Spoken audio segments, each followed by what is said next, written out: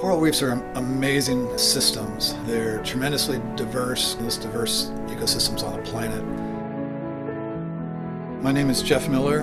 I work for the South Florida and Caribbean Inventory and Monitoring Program. I'm duty stationed here in St. John and Virgin Islands National Park.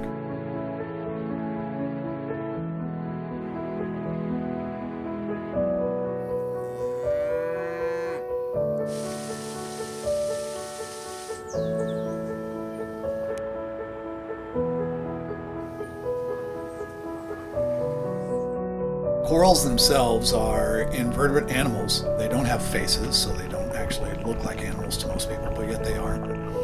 There can be hard corals and soft corals. And living within those animals, there are very important plant cells that help give the corals 60 to 80% of their energy. So these are amazing systems that are primarily comprised of animals that in turn have plants living inside them that are critical to their survival. It is the structure that the coral reefs provide that create the habitat, the structure, the home for all the other reef-associated organisms, the fish, the shrimp, the crabs, the lobsters, the stingrays.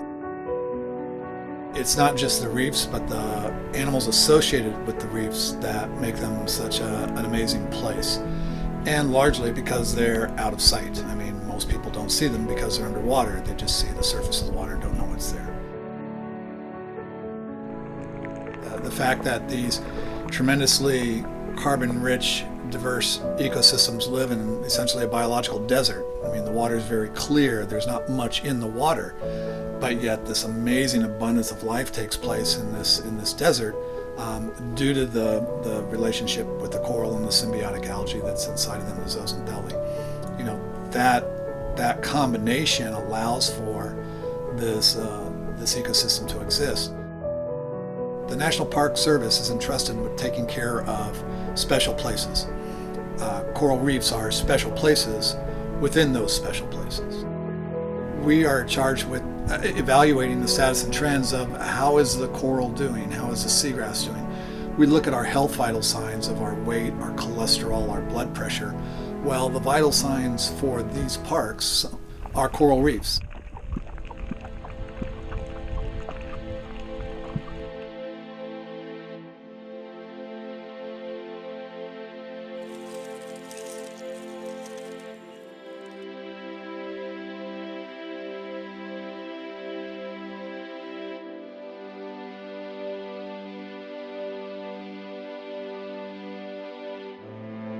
Many people who go and snorkel on coral reefs get excited, and they think they're very beautiful and wonderful places to look and see. But in reality, when you know what you're looking at and when you see what's going on, we're looking at something very similar to the Australian wildfires taking place underwater. That's what happens when you have significant bleaching events like this taking place now, and we've had them almost every year for the past 20 years. Coral bleaching is a stress response of the coral to elevated seawater temperatures. The relationship between the photosynthetic zooxanthellae that live in the coral's tissue and the coral holobiont itself becomes toxic. The coral has no choice but to expel. They vomit those zooxanthellae out the only opening they have. 60 to 80% of their energy comes from that zooxanthellae. And their skin becomes almost translucent or clear. So it becomes more white as we see it because you're looking at a clear tissue and the white skeleton below. We say, oh, that looks bleached, therefore it's coral bleaching. So they're starving. And as with most animals, they can do without food, without nutrition for short periods of time. But if that stress is prolonged, they'll die. They'll starve.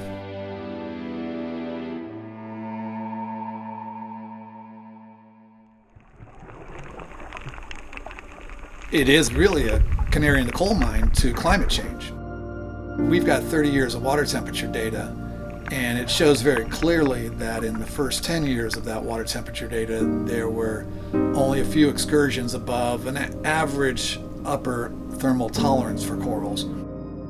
in the past 20 years of that 30-year temperature range, there has only been 2 or 3 years where that upper thermal tolerance hasn't been exceeded.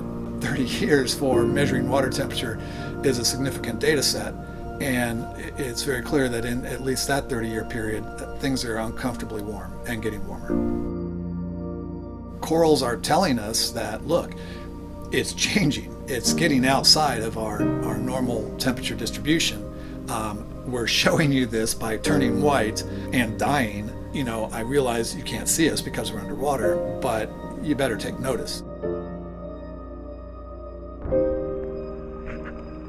In a coral reef community, when you're coral and you're alive and everything's good, you grow by laying down calcium carbonate. And you're building your home, building your skeleton, and you're growing up and out, and you go very slowly, but you're growing. If you're not growing, you're being bioeroded. That weakens the framework of the reef. That framework is the apartment buildings of the city underwater.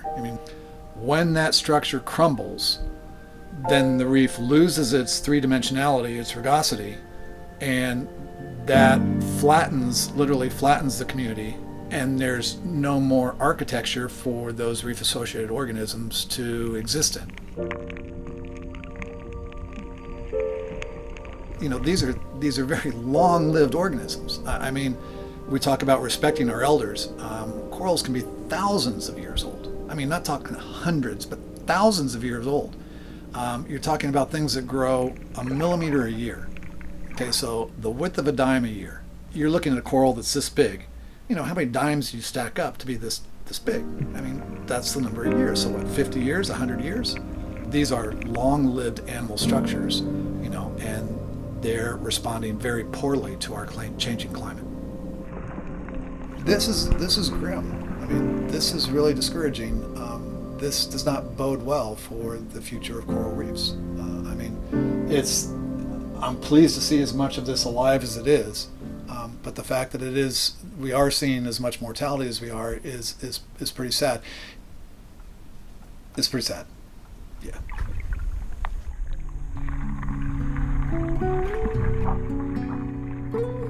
Reefs have a number of ecosystem services that they provide for human beings.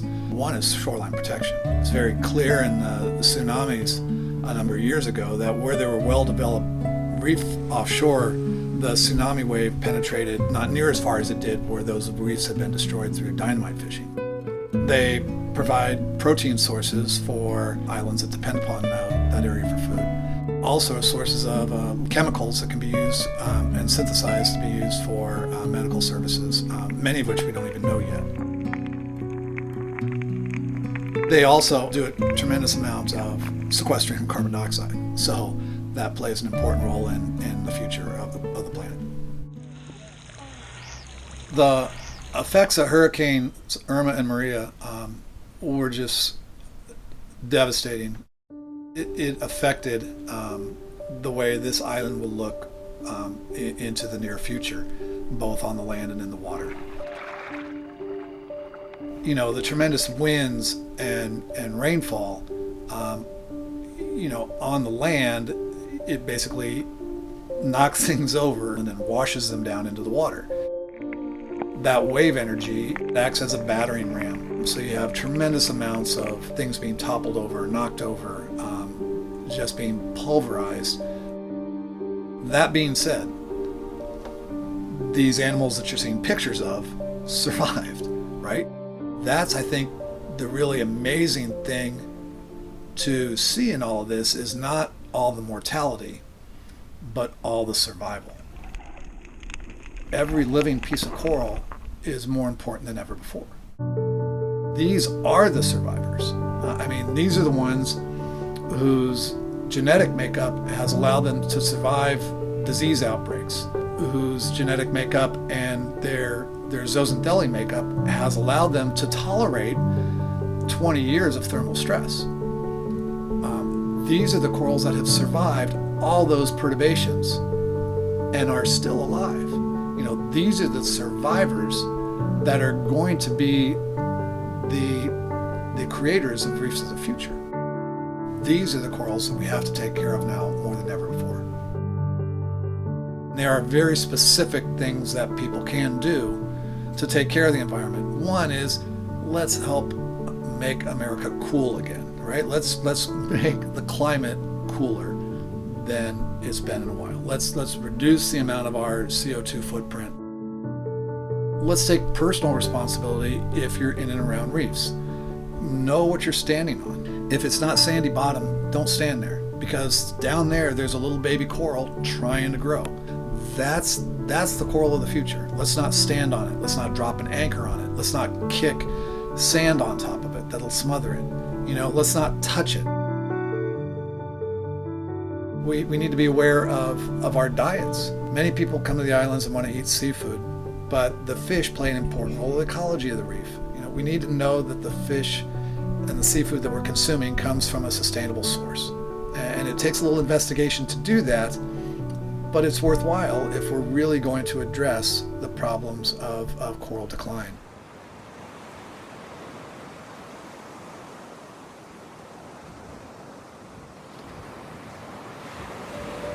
I feel that I don't want to leave you all depressed and go, well, wow, that's kind of a bummer.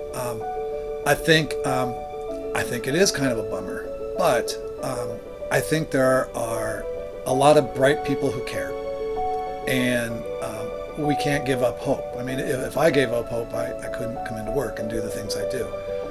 I think of the losses that I've seen over the 30 years that I've been doing this. I still believe that there is hope. I still believe that we can do necessary incremental changes. I do believe in the ecosystem resilience for these reefs to continue. Now, they will never look the same as they did 15 years ago.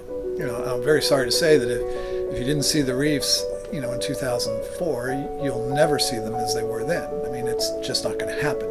But that doesn't mean that they're not worth saving. I mean, the thing that keeps me going is the survivors that are out there. Every living piece of coral is now more important than ever before. And it's what we do to protect and ensure its survival that will shape and affect reefs into the future.